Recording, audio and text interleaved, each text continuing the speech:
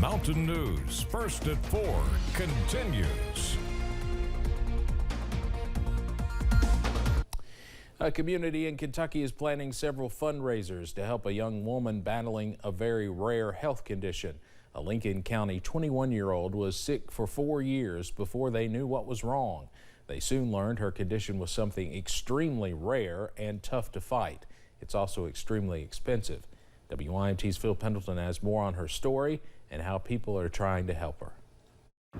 Braylee Steeberl is a young woman, 21 years old. She goes to college, she goes to class, she goes on mission trips, but she is in a very serious fight dealing with her health, all because of a very rare condition. Sick for 4 years and no answers for Braylee Steeberl. Then she learned she had a blood disorder. The part of her own blood was attacking her. There's no cure, and it's extremely rare. It's called PNH, and what's more, while in the hospital, they learned that she had another condition called Budd-Chiari, a liver condition. Treatments cost hundreds of thousands of dollars, and insurance copays cost $80,000. So many uphill battles, but her mother says Braylee's faith is so strong. Her desire is just truly to serve the Lord, and so she's just said this is not going to stop her. It's just going to be part of the journey. There are a number of fundraisers taking place, one of those including a car wash taking place Saturday from noon to 3 here at the Lincoln County Sheriff's Office. All of donations going to help Braylee Steeberl with this very serious and very intense fight for her health. In Lincoln County, Phil Pendleton, now back to you. Steeberl has been seen by doctors in Kentucky, Ohio, and Tennessee. She will likely face more travel to battle her conditions. Folks gathered in Paintsville today to celebrate women business leaders and entrepreneurs. The Kentucky Small Business Development Center held its 24th annual Women's Business Symposium at the Ramada in Paintsville. The event featured keynote speakers, booths for several area businesses, breakout sessions, and more. East Kentucky Small Business Development Center Director Michelle Spriggs adds this event was to celebrate and recognize women in business, but it was also a great networking and fellowship opportunity. It's just a really great day to see people that you don't see normally. You get to enjoy wonderful networking, you get to enjoy time with your friends. It's a women's event that, get to just be together with each other. Spriggs also said around 150 women made their way to the event from across the region, adding that numbers have picked up drastically for the event since 2020. We'll have more from the symposium tonight at 6. It's been a breezy one out there, but the good news is we've seen a little bit more sunshine as we've gone through the day today, and I think we'll see more of that in the coming days. Here's the view outside from our front door here at WYMT in Hazard. 61 the current reading. Plenty of fair weather clouds, but still plenty of sunshine kind of peeking through between them at this hour. London Corbin Airport sitting at 60. More sunshine there as well, but still plenty of clouds. It's been a breezy one out there. Winds gusting 25, 30 miles per hour, so not a great hair day for some, but in any case, we should be calming those winds down as we head a little bit later on this evening. Temperatures, well, they're responding to the increase in sunshine compared to yesterday. Upper 50s and low 60s region-wide. Will continue more the same through the evening. Now, a couple of areas of showers trying to work through, especially in the parts of Logan County, West Virginia. I'm not sure those are completely reaching the ground, but we are watching more clouds and the potential for more showers working in from north to south as we head through this evening. Thanks to that low to our north, your forecast first through the next 12 hours. Yes, I do foresee an increase in clouds tonight into the 50s as we head through the evening, dropping into the 40s once we start to clear out a little bit more toward daybreak on our Wednesday. Steve, I'll have the very latest on when we see a return to more May-like temperatures in a few minutes. All right, Evan, thank you. A Special Olympian lost something precious to her in the 2021 tornadoes that tore through western Kentucky, and now, more than a year later, she has it back. Derek Parham explains how the point guard for the 2007 World Champion Special Olympics basketball team got her medal back. Like many families in December of 2021, the Williams family's home was decimated by the tornadoes. They hit, we were asleep, and luckily we were alive. House just flat, nothing left. I mean, brick and everything. Jim Williams says that it took first responders over 30 minutes to dig the family out of the rubble. Once everybody was cleared, the search for Natalie's medal and the rest of the family's belongings began. We tried to look for it. We went yard by yard, trying everywhere around the neighborhood, but we could not find it anywhere. So we decided to see if we could have a replacement medal to be able to remember friends that I love and care about. The search for a new medal began with a chance meeting. Jim came to me, we go to church together, and said, you know, Natalie lost her gold medal. And the year-long search began. And we thought we were going to have this done pretty quickly because I thought for sure they have extra medals. Turned out they don't. Through luck and a series of connections, an original medal from the 2007 Games in Shanghai was found. And they literally chased down their old office in Shanghai where they ran it, and there was one in a drawer. So they're the only medal out there that we know that this could be the last medal out there from the Shanghai 2007.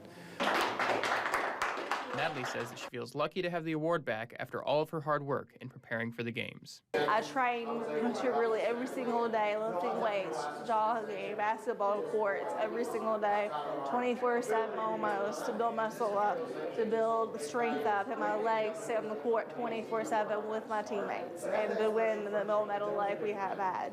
Now that she's got her gold medal, Williams plans to frame it and keep it in a safe place to look back on her experience with her friends.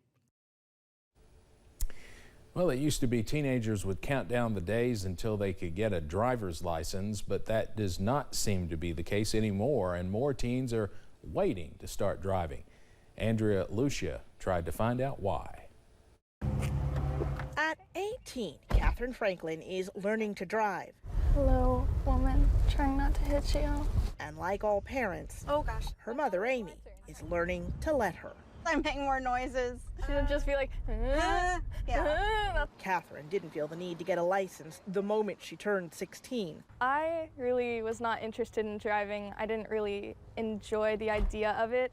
More parents are getting that shock of realizing their kids are in no rush to start driving. The Federal Highway Administration reports back in 1993, more than 42% of 16-year-olds had licenses. That's now down to just 25%. In the same period, the rate of 18-year-olds with licenses has dropped from 72% to just below 60. So what's changed? The license is not that rite of passage that it once was. When parallel parking. Chad Henry has been teaching teens to drive for nearly 3 decades and says these days they're more anxious. The kids are becoming more and more afraid of doing it. Anxiety is something several teens without licenses told us was a major factor, including Catherine. Studies have shown today's teens are more prone to it. I don't know if you grew up watching like car accidents on TV and YouTube. It's also easier now to get away without having a driver's license. Rideshare apps like Uber and Lyft are easily available. And finally, there's the price. But there's no small cost associated with driving. Insurance rates skyrocket. Americans, though, aren't ready to give up on driving altogether. By the time we're 21, the generational gap has nearly disappeared. A sign we may just be taking our time. Should I go or let them? Andrea Lucia, CBS News, Dallas. Some U.S. senators have revived a bill that would require safety features for social media. Part of that bill would require social media companies to create a safe environment for teens. The Kids Online Safety Act would seek to shape the basic design of social media products, and it would police specific types of harmful content. It basically puts the burden on companies like Meta, Google, and Twitter to be kid-friendly. The companies would be obligated to act against harmful content related to bullying, eating disorders, and substance abuse, among others. If the companies do not comply, they could be sued by the Federal Trade Commission and states' attorneys general. As artificial intelligence becomes more powerful, there comes challenges with having conversations with chatbots and having them respond flawlessly. One professor at Virginia Tech says toxic language is a risk when using chatbots because they have not yet been perfected. If someone is giving certain other people a hard time, speaking in a way that's offensive, causing harm, emotional harm, and so on, a model that's trained on that data can pick that up, right? And you can be racist, you can be extremely toxic. Researchers at Virginia Tech are now studying how prevalent toxic language is in artificial intelligence and how to reduce it as the technology evolves. Job openings have tumbled to their lowest point in nearly 2 years. According to the Bureau of Labor Statistics, job openings totaled 9.5 million in March. That is down from nearly 10 million reported in February. It is also less than economists were expecting. Experts say this tumble is a reflection of a labor market that is settling back into balance after the Federal Reserve's year-long campaign to cool inflation.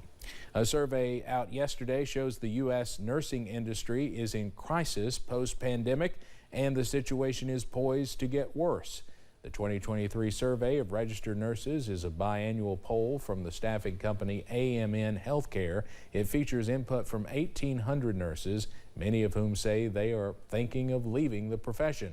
The survey shows a 10% drop in job satisfaction during the past 2 years, with lower numbers among younger nurses. Among those in hospitals, only 15% say they plan to continue in the same job next year. A spokesperson for that staffing company says the U.S. could be short 1 million nurses in a couple of years as baby boomers age and workers leave the field. Coming up on First at 4, the Secretary of the U.S. Treasury warns of dire